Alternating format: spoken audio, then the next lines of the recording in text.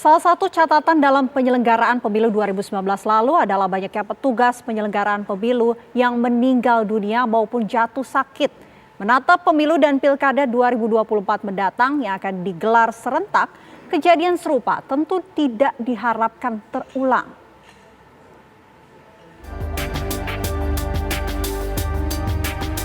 Sudah sekitar 3 tahun yang lalu, pemilu 2019 tuntas digelar.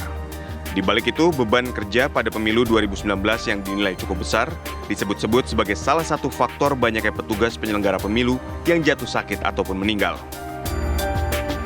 Catatan Komisi Pemilihan Umum saat itu mengungkapkan setidaknya ada 894 petugas yang meninggal dunia dan 5.175 petugas jatuh sakit.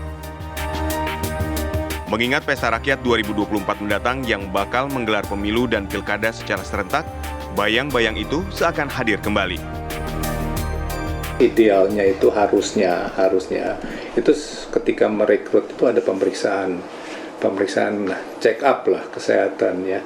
Jadi mereka yang tidak layak untuk memikul beban kerja sebesar pekerjaan di KPU itu mestinya disisihkan, ya itu ideal. Kedua, orang yang sebetulnya pemeriksaan check up-nya normal dan dalam batas normal pun sebetulnya punya risiko. Jadi mungkin ada catatan di KPU, di komisioner KPU, bahwa orang-orang tertentu itu jangan dikasih beban yang terlalu berat. Nah, yang harus diantisipasi sebetulnya adalah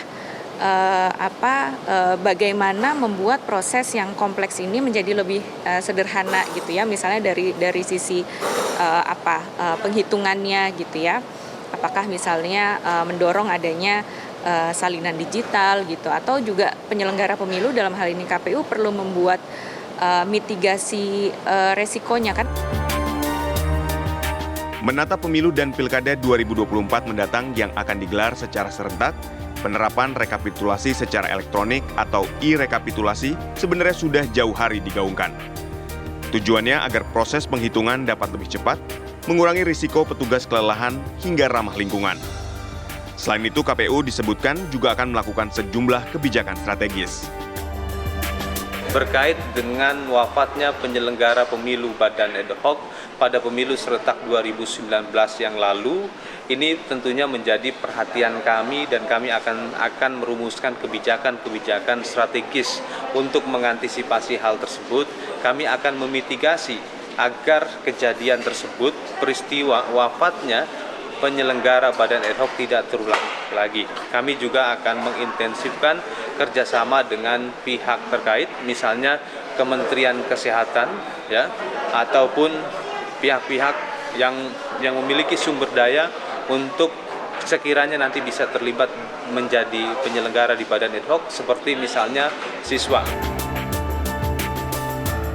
Langkah penyempurnaan dalam penyelenggaraan pemilu sudah semestinya terus dilakukan. Untuk itu butuh dukungan sumber daya manusia maupun kesiapan sarana prasarana peralatan teknologi yang mumpuni. Tim TV One mengabarkan.